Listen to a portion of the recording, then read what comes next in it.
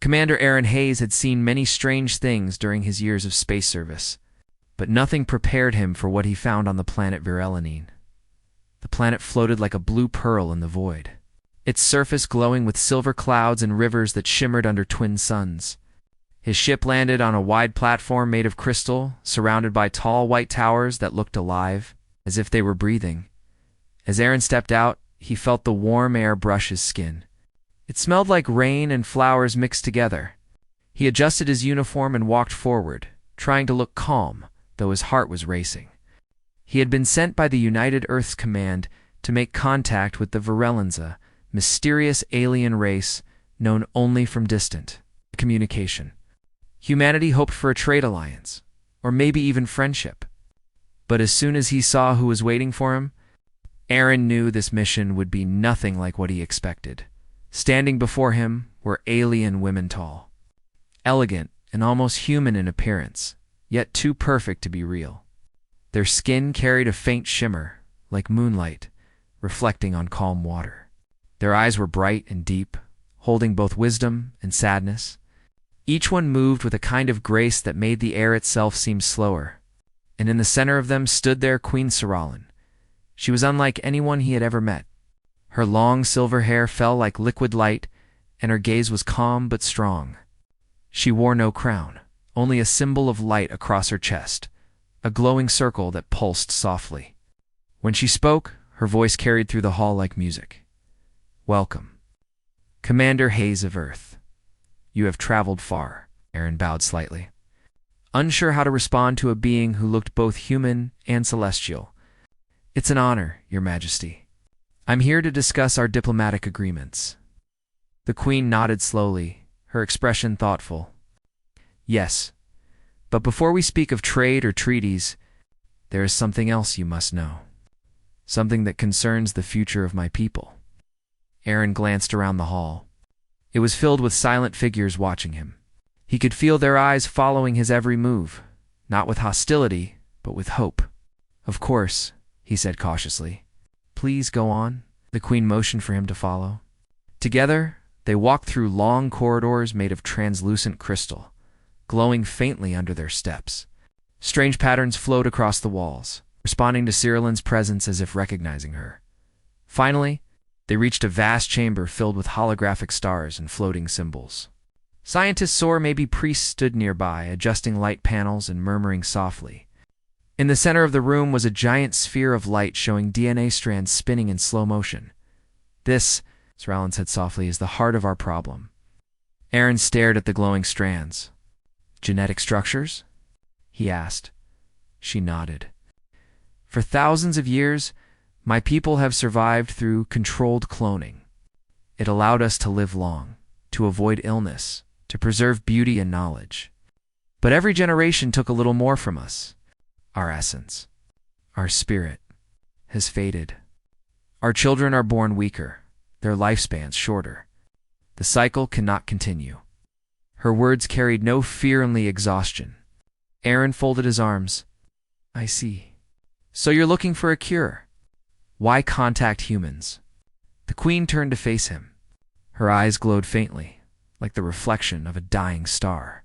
"Because your kind is different. You create, you feel, you adapt. You are not perfect, yet your imperfection holds the key to life itself." Aaron frowned. "You mean our DNA?" "Yes." Her voice was calm, but something in it trembled slightly. "We have studied many species across the galaxies. None carried the same emotional and biological energy as yours.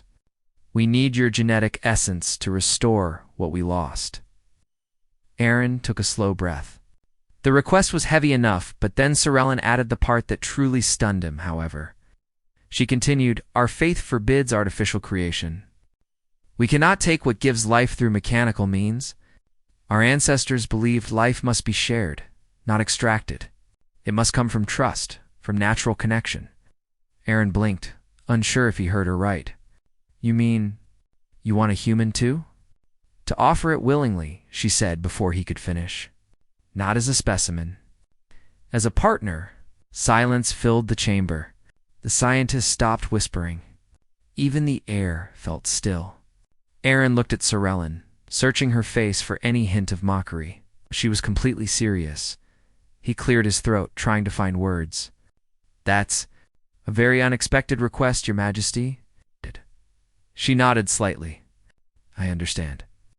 To your kind, it may sound strange, but to us, it is sacred.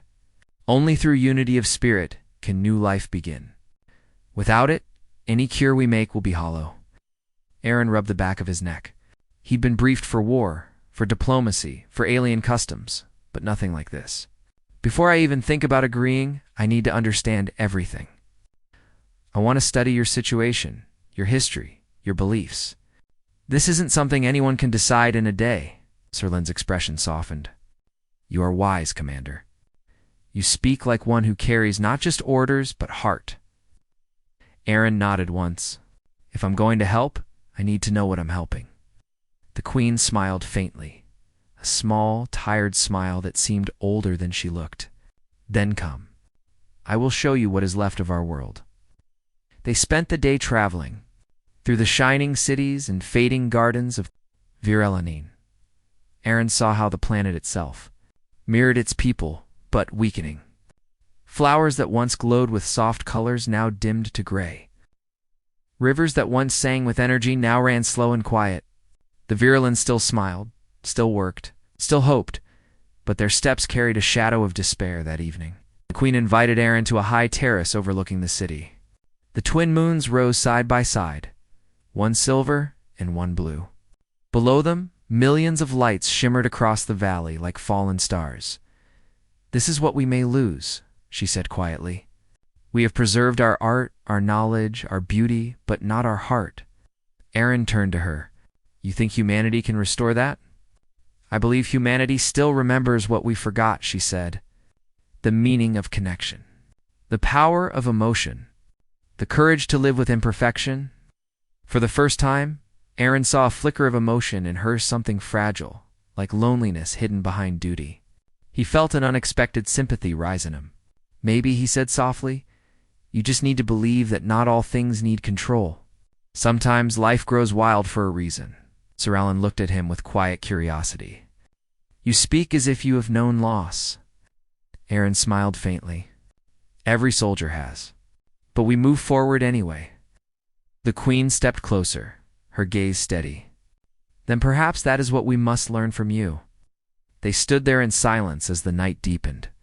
The stars of Varela spread across the sky like an ocean of fireflies. Aaron could feel the weight of the moment, the merging of two distant worlds, two ways of life. He didn't know what tomorrow would bring. He didn't know if he could agree to what she asked, but something inside him told him that fate had brought him here for a reason. When he finally returned to his quarters, he found the chamber quiet and dimly lit. He sat by the window, looking out at the glowing horizon. For the first time in a long while, felt something he couldn't name, something between wonder and unease. Then, just as he began to drift into thought, a soft chime echoed through the air. The door opened silently. Queen Saralan stood there, her silver hair falling around her shoulders. Her expression calm but curious. "I hope I am not disturbing you," she said gently. Aaron stood, startled but composed. "Not at all, Your Majesty. I just didn't expect visitors this late." She stepped closer, her presence serene yet magnetic. "I wish to understand more about humans. We study your science, your art, but we do not understand your heart." Aaron met her gaze, feeling the air grow still again. "Sometimes," he said softly, "we don't understand it either." Sir Ellen smiled faintly. "Then perhaps we will learn together."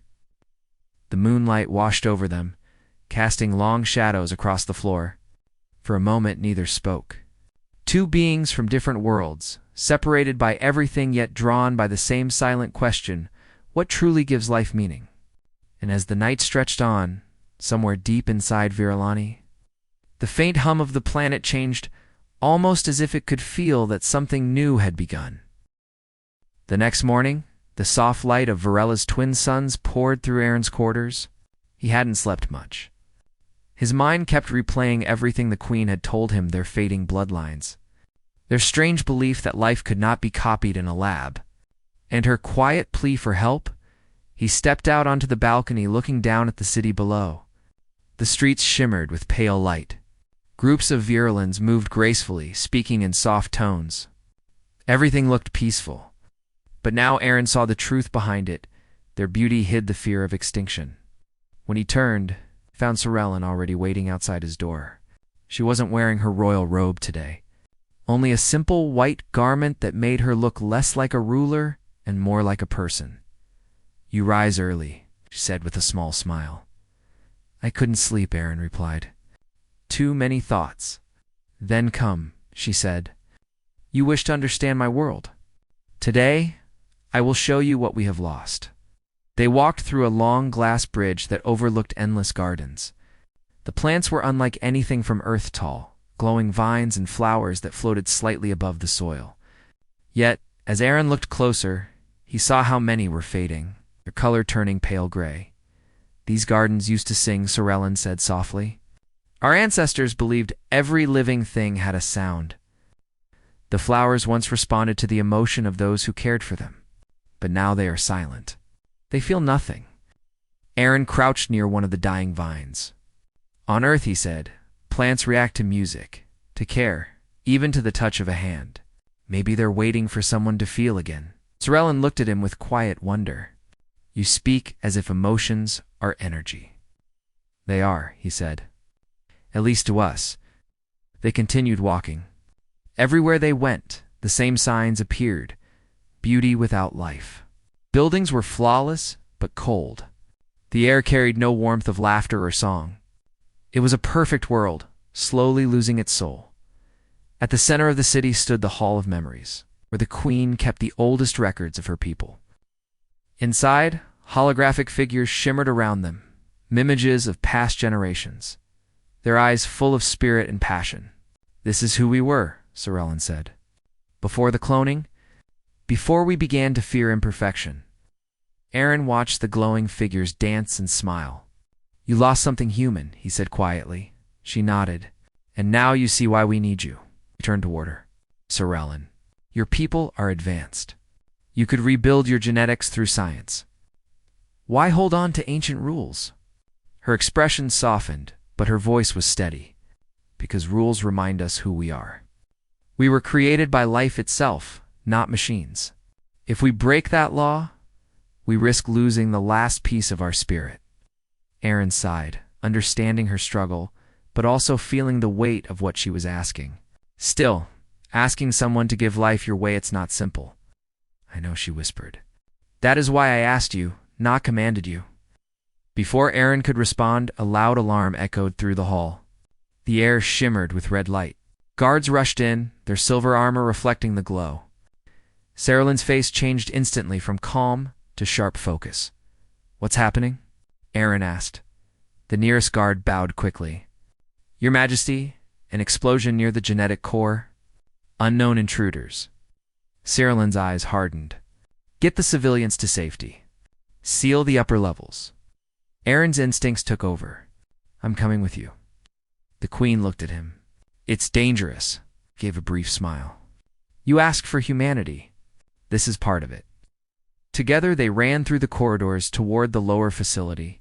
The sound of energy blasts echoed in the distance. When they reached the core, Aaron saw smoke rising from a shattered wall.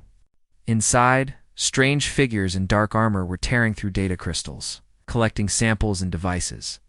"They're Trask Raiders," one guard shouted. "They want our research." Without thinking, Aaron grabbed a fallen weapon from the floor. It wasn't human-made, but close enough. He moved with military precision, firing at the raiders' feet to drive them back. The Queen's guards joined him. The room flashed with light and noise, though no one died. Aaron used cover and strategy to push the attackers out. Finally, the remaining invaders fled through a broken window into the sky. When the silence returned, Aaron lowered the weapon, breathing hard. Sorellen stood at his side, watching him with wide eyes. "You fought without hate," she said. "You defended, but you did not destroy." "That's the difference between saving and winning," he replied. Wiping dust from his hands, the Queen looked at him as if seeing him for the first time. "You risked your life for people, not your own." "I'm a soldier." he said. That's what we do. She shook her head gently. No, that's what humans do. Later that night, the queen invited him to the healing gardens, a quiet sanctuary where light floated like mist between trees. The city had calmed, but the mood was heavy. The attack had reminded everyone how fragile they were. Sorellen walked beside Aaron in silence for a long time before finally speaking. You are right, Commander. We may be beautiful, but we are not strong. We have become afraid of pain, afraid of mistakes. We built perfection and forgot to live. Aaron looked at her. Every world makes mistakes. The question is whether you learn from them. She stopped by a small pond that reflected the twin moons. You said earlier that emotions are energy. Maybe your DNA carries that energy. Maybe that's what we need. Aaron hesitated. Even if that's true, it's not just a scientific exchange. It's personal. Lynn turned to him. I understand. Our belief says life must be shared with intention and trust. It cannot be forced. But after today, I see that your heart carries what our science cannot. He looked away toward the glowing trees. I'm not sure I'm the right person for this. You are, she said softly, because you question it. That's how I know your choice will be real. For a while, neither spoke. The wind carried a soft hum through the air, almost like the garden was waking up again. Then Sorellen said quietly, I must tell the council tomorrow about what happened. They will not like what they hear. They already fear humans. Aaron frowned. They fear me? They fear what you represent. Change. If they believe I have grown too close to you, they may try to stop the renewal project. Aaron studied her face. And what will you tell them? The truth, she said simply. That humanity carries what we lost the courage to feel. The next day, the council chamber was filled with voices. 12 elder virulants sat around a ring of light, their robes flowing like liquid silver. The queen stood in the center, calm but firm. Aaron waited behind her, unsure if he should speak. One elder rose. You risked our future by bringing an outsider into our sacred halls. Why trust a species known for chaos and conflict? Sorellen's tone was measured, because their chaos is born from passion. Their conflicts create growth. We have lived too long in silence. Another elder leaned forward. And you would merge our essence with his kind. You would mix impurity with perfection? The queen turned slowly toward them. Perfection is not life. It is death without movement. We have forgotten how to change. Humanity will remind us. Aaron could see the tension rising. He stepped forward before they could argue further. Excuse me, he said quietly, but his voice carried. I'm not here to rule or change you. I came to understand, but I've seen enough to know that life isn't about being perfect. It's about surviving together. The chamber fell silent. Even the light dimmed slightly. The queen looked back at him with gratitude. An elder finally sighed. If this experiment fails, our kind may disappear. Sorellen nodded. Then let us fail trying to live not, waiting to die. Ow! The council murmured among themselves. Finally, the eldest among them raised a hand. You may proceed, my queen, but if this human betrays us, the blame will be yours alone. Sorellen bowed slightly. I accept that. When they left the chamber, Aaron felt the pressure lift from his chest. That went better than I expected, he said. Sorellen smiled faintly. You don't know our elders? That was a miracle. They both laughed softly, the sound echoing through the crystal halls. Later that night, as they walked along the quiet balcony overlooking the glowing city, Sorellen stopped and turned to him. Tomorrow begins the renewal. It will not be a process of machines or medicine. It will be a ceremony of unity. Aaron nodded slowly. What do I need to do? Only be yourself, she said gently. Your essence, your compassion, your courage, those are what we seek. The ritual is symbolic, not physical. It is about sharing what makes us human and what makes us virulent. He looked at her in silence for a moment, then smiled faintly. Then maybe we both learn something new tomorrow. Sorellen's eyes softened. Perhaps we already have. The wind carried the scent of the gardens again. Somewhere below, the flowers began to glow brighter, as if the planet itself was listening. And as the night deepened, Aaron realized something the more he understood them. The more he saw a reflection of humanity itself, a species desperate not just to live, but to feel alive. The morning of the renewal began with silence. The twin suns of Viralani rose slowly over the horizon, painting the crystal towers in shades of gold and silver. Every citizen felt the change in the air. It wasn't fear, it was hope mixed with uncertainty. Commander Aaron Hayes stood near a wide balcony in the Queen's palace, looking at the great city below. Crowds were gathering in the main square, glowing ribbons of light circling around them like floating petals. For the first time since his arrival, Aaron saw something new in their faces' anticipation. Queen Sorellen entered quietly. She wore a long robe, woven with threads that shimmered like water. A small symbol glowed near her heart, the same symbol that had appeared in the DNA chamber. Her steps were calm, but her eyes carried the weight of everything her people hoped for. "Are you ready?" she asked softly. Aaron smiled a little. "Not really, but I guess that's part of being human." Her lips curved slightly. "Then you are perfect for this." They walked together toward the Hall of Unity, a vast dome made of transparent crystal. Inside, hundreds of Viralans stood in silence. Around them, glowing roots extended from the floor and walls, connecting to the living energy of the planet. The hall pulsed like a heartbeat. Sorellen led Aaron to the center. There stood a round platform made of light, surrounded by the council. The elders watched him carefully, their faces unreadable. Aaron could feel their judgment, but he also felt Sorellen's calm presence beside him. The eldest counselor spoke. "Today, we restore the bond between what is living and what is fading. The human will stand beside our queen. Their energies will merge. Their choices will define the next generation of our kind." Aaron took a deep breath. He wasn't sure what energy merge meant, but he trusted Sorellen. The queen turned toward him. "This is not about science or flesh," she said softly so only he could hear. "It is about what lives inside the courage to give, the trust to share, the will to change." He nodded slowly. "Then let's give them something real." As they stepped onto the platform, a circle of light rose around them. The roots in the floor glowed brighter, responding to their presence. A low hum filled the hall. Aaron felt warmth spreading through his chest, like a heartbeat syncing with the rhythm of the planet. Sorellen closed her eyes, raising her hand. "Varela, remember us?" she whispered. "Remember who we were before fear? Remember what it means to feel." As the air shimmered, light moved like a living wave between them. Aaron could see flashes of images, memories of Varela's past. Children laughing, artists painting in glowing air, cities alive with song. Then the images changed, silence, machines, endless cloning chambers. He felt the emptiness that haunted them. Without thinking, he reached out his hand. Sorellen hesitated for a second, then placed hers in his. The contact was warm, gentle, and full of emotion. The platform responded instantly. The light flared, bright and golden. Around them, the council gasped. The energy that rose wasn't mechanical, it was alive.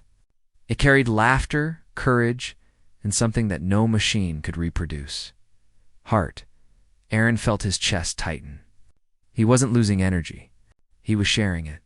It was as if the planet itself was breathing through him, taking in his memories, his childhood on Earth, the sound of rain, the laughter of his friends, the pain of loss, and the strength to keep going.